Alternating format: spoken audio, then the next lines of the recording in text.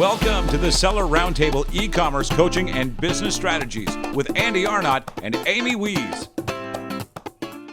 Yeah, absolutely. Honestly, I think it starts with you, the entrepreneur, and what you're trying to get out of your business. Are you the type of more lifestyle entrepreneur where, hey, I'm kind of happy where I'm at. I want to grow a little bit. I want to grow 10, 20%. And I don't want to like take a bunch of risk and launch new products or launch on a new channel or, make any drastic changes. And there's absolutely nothing wrong with that. But I think it's the realization of, are you that type, or is 2022, do you have these master plans of, hey, I'm going to launch 5 new products and I'm going to launch in a different country or a different platform. I'm going to try out TikTok ads and I'm going to blow it out of the water this year. So because those are two very different sets of decisions. And assuming that it's more in the latter camp of, hey, I really want to grow next year over 30%, 50%, 100%. Then yeah, I think there's a few core assumptions that you need to put into your projections or mindset or model. I think number one, ads aren't going to get any cheaper. So you're going to not be able to continue to just put in $1 and get back $5. And how does that change your calculus of your business if you're not able to scale your Amazon ads or Facebook ads or Google ads effectively? And we've seen that obviously play out in the last 2 years, but assuming that's going to continue, maybe not at the pace it did for the last 2 years, but what are you going to do about it? I think the second assumption would be stuff always takes longer than you think.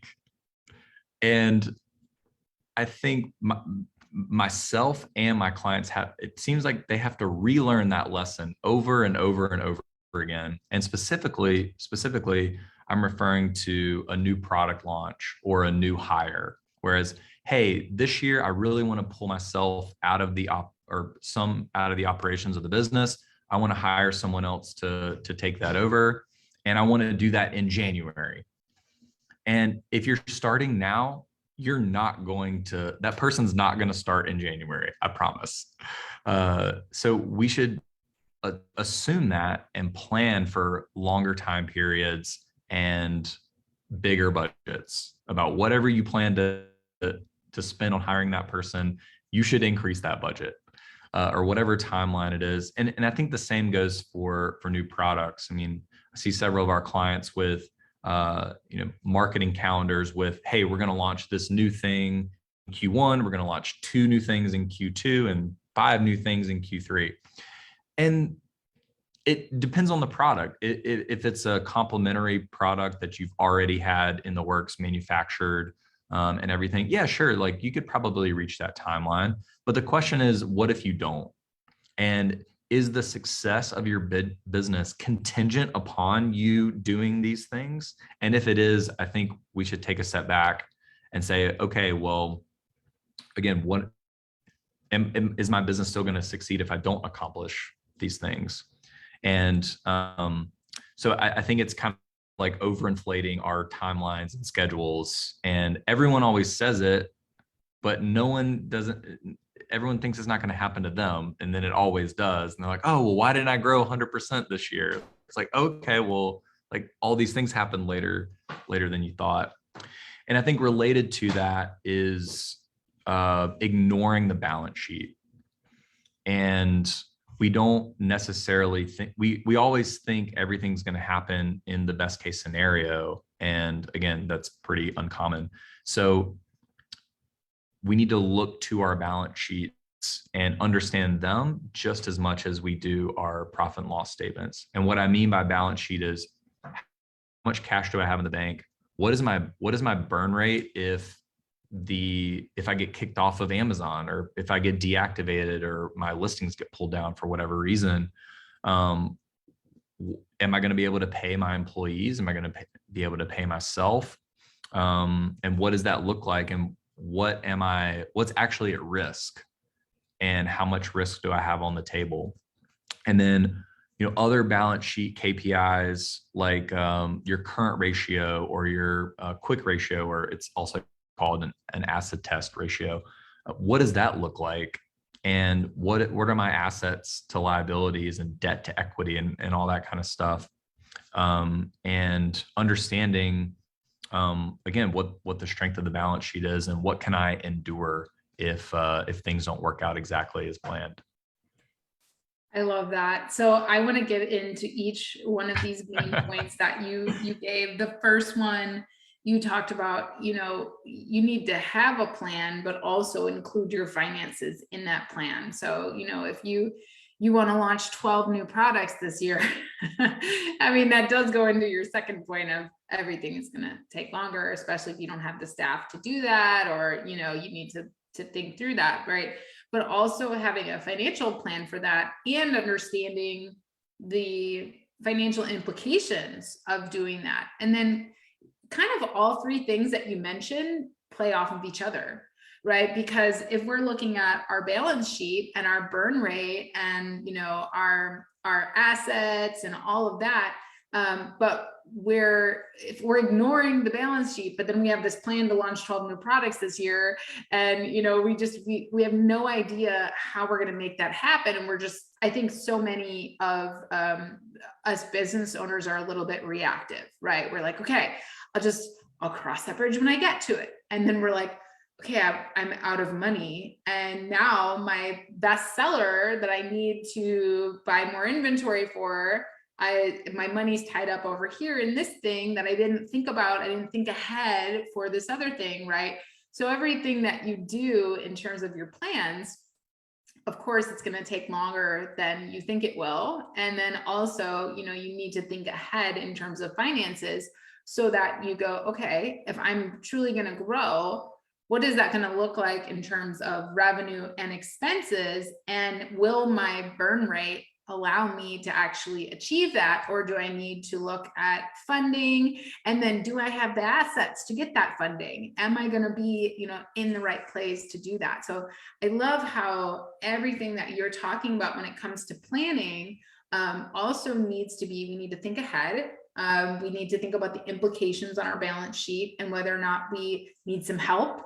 And then if we need help, what is that going to look like? And what is that person going to care about, right? Like if we need to get money from a bank or money from a loan, what are they going to care about? Are they going to like our balance sheet? Is all of that going to be good? So I love that. I think it's really smart. I think I want to add, one of the key things, planning is, for me, it's so important.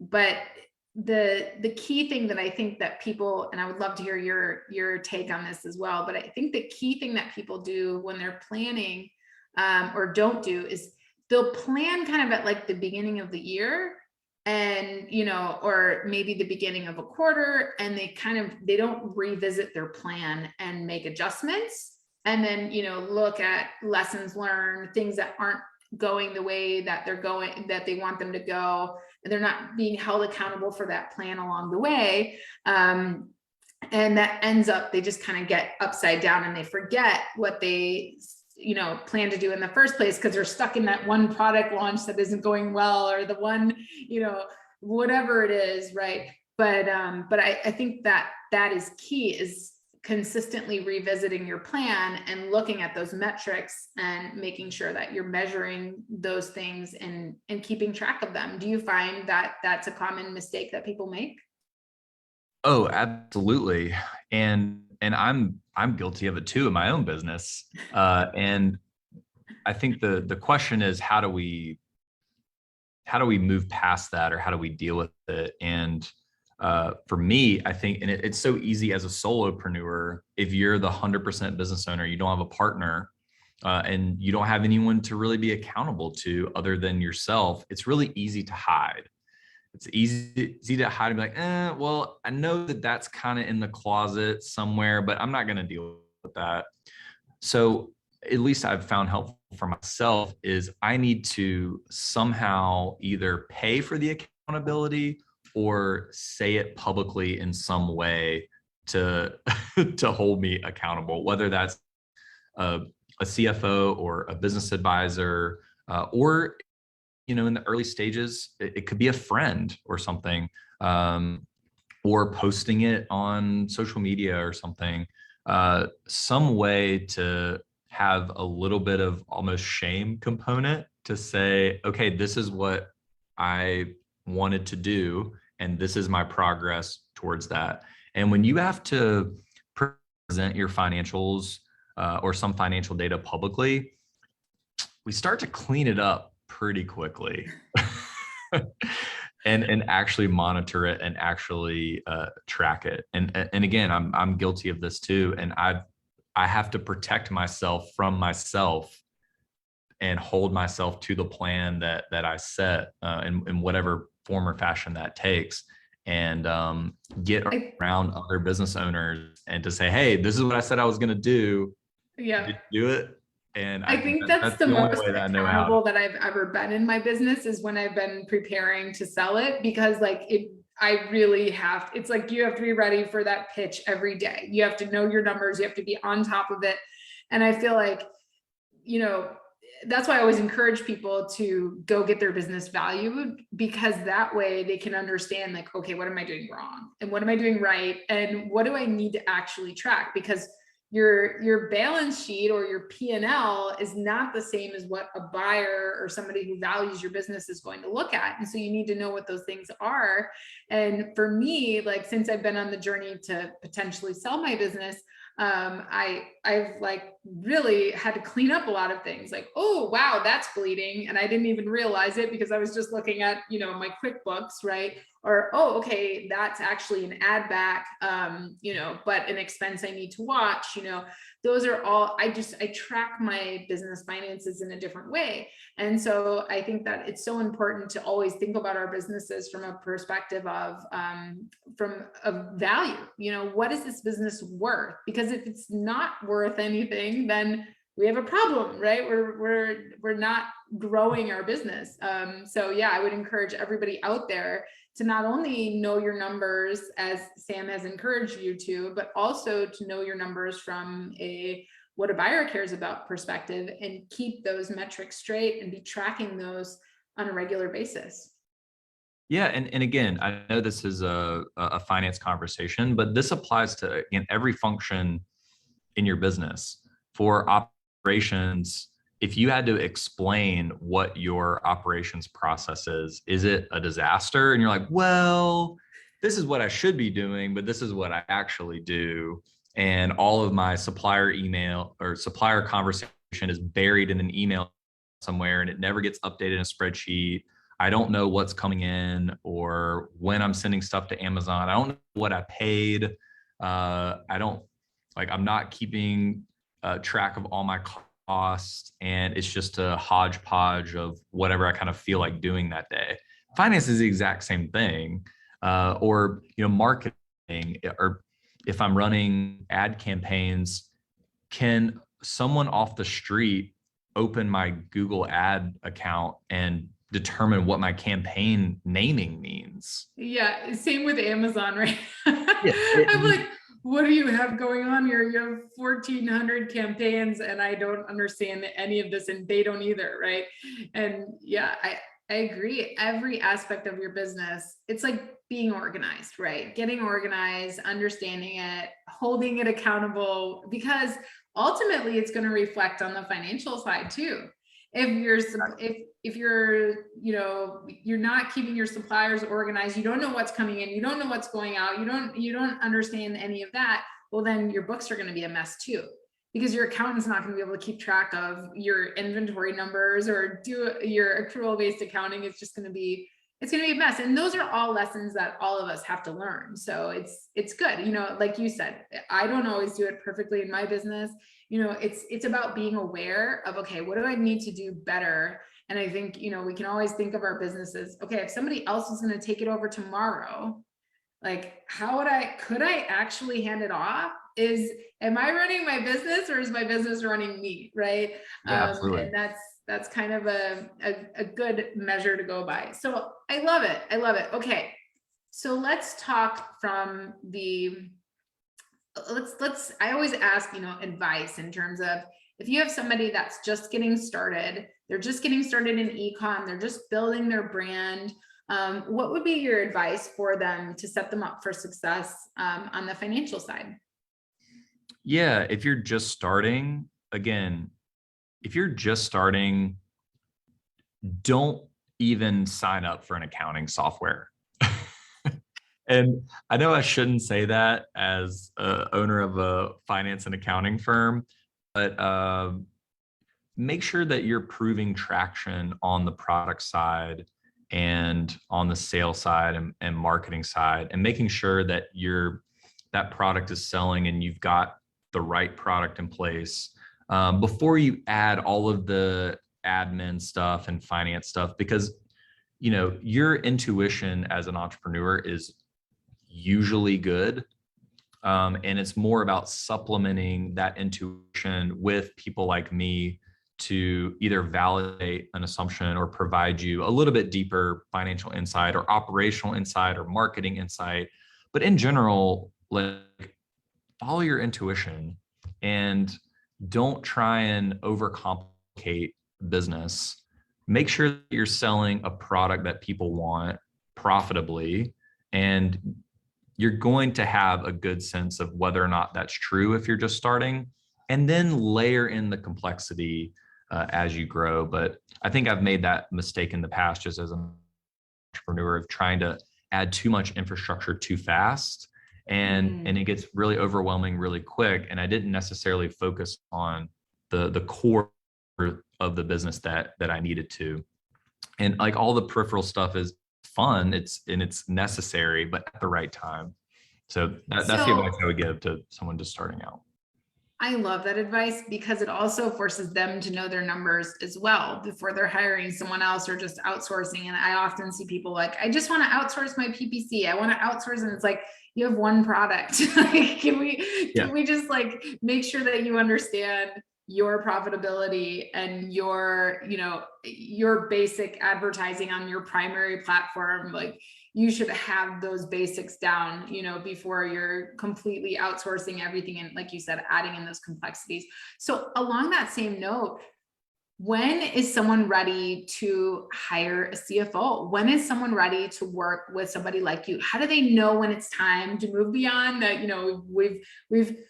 We've scaled beyond ourselves. Now we've hired our bookkeeper. We've got that stuff going. We're good. How do we know when it's time to hire a CFO? Got it. Yeah, and it's I think it's a little bit more nuanced than that, because there are plenty of people on Upwork or available on a project basis or on an hourly basis. So I think the question is, as you scale, how do you know when to add more and more capability or more dedicated resources from finance? And again, marketing operations is the same.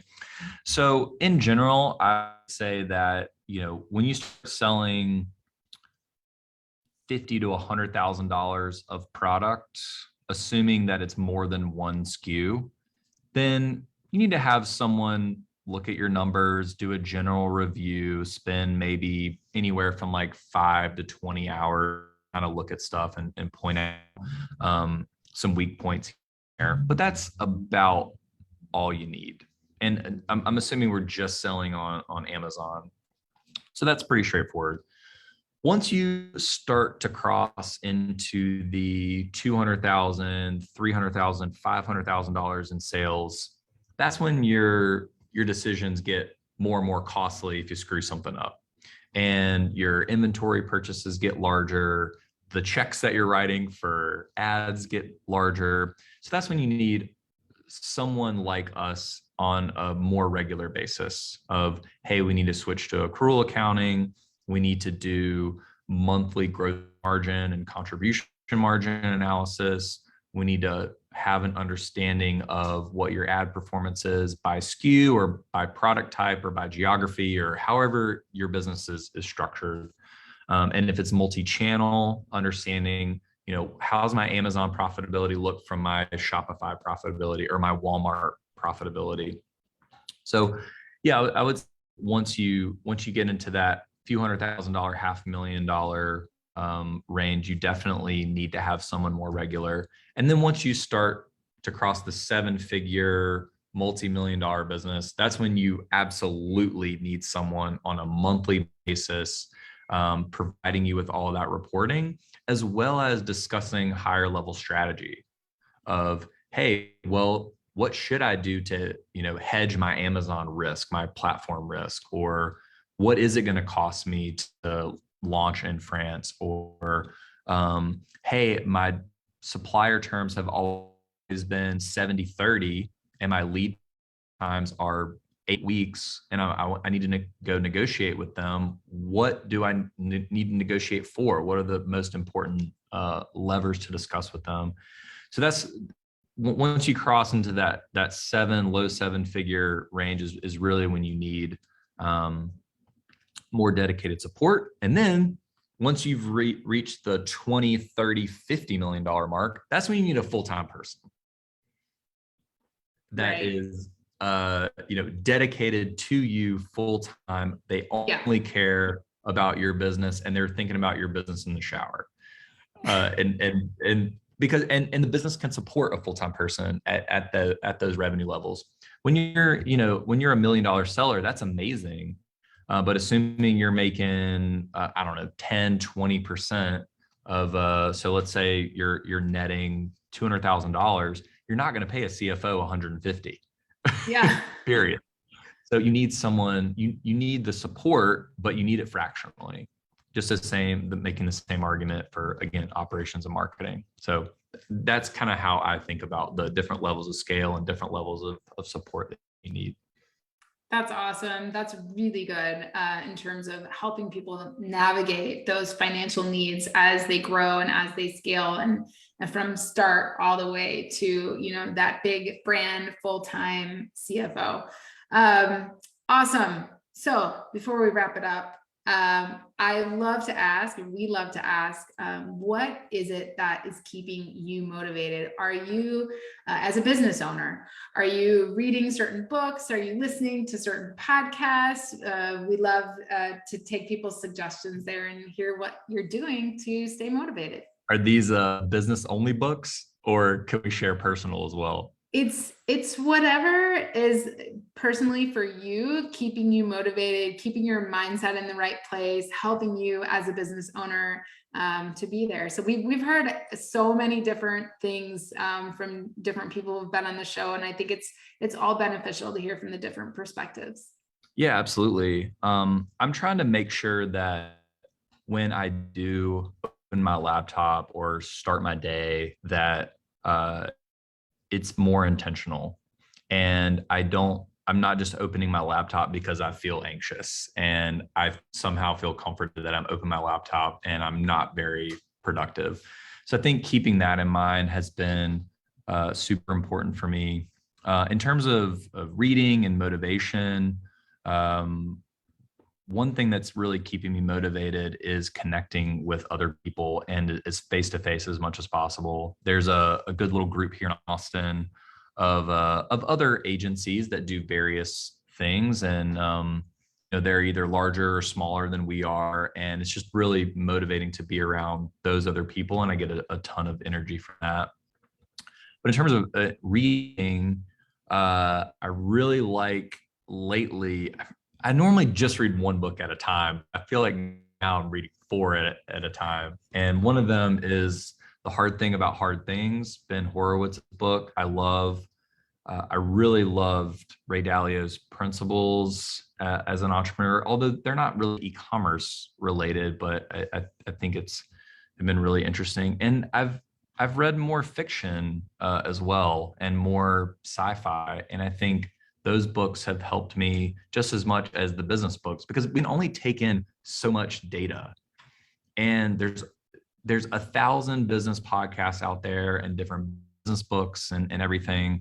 And they all have great advice, some better than others. But at the end of the day, you need to decide what's good for you and what works the best for you and your business, and just go implement it and just go do it. And I don't know, stop consuming and start producing. I've tried to be cognizant of that as well. I love it. All right. Last but not least, Sam, how do the fine listeners get in touch with you? How do they get themselves an ecom CFO? Awesome. Yeah. Check us out at ecomcfo.co, not com, but .co. Or you can email me directly, sam@ecomcfo.co. We don't really do social media, but you're welcome to schedule a call on our website. Would love to help out your listeners. And this has been awesome. Thanks so much for having me. Yeah, thank you so much for being here. And thanks everybody for listening in today. And hopefully you took something away today that you can do better. And you can always reach out to Sam at ecomcfo.co to get more advice or an audit of whether or not you're ready for that. And I'm sure no matter what, you're going to get some really great information there. So thank you so much, Sam, for just being here today and for helping us understand all of the financial and business matters that have to go along with running our businesses in a better way. And again, thanks everybody for listening. We appreciate you guys so much. Don't forget to rate, review, subscribe, and we will see you guys next week on the Seller Roundtable. Bye, everyone. Awesome. Thanks, Amy. Thanks for tuning in. Join us every Tuesday at 1 p.m. Pacific Standard Time for live Q&A and bonus content after the recording at sellerroundtable.com. Sponsored by the ultimate software tool for Amazon sales and growth, sellerseo.com and amazingathome.com.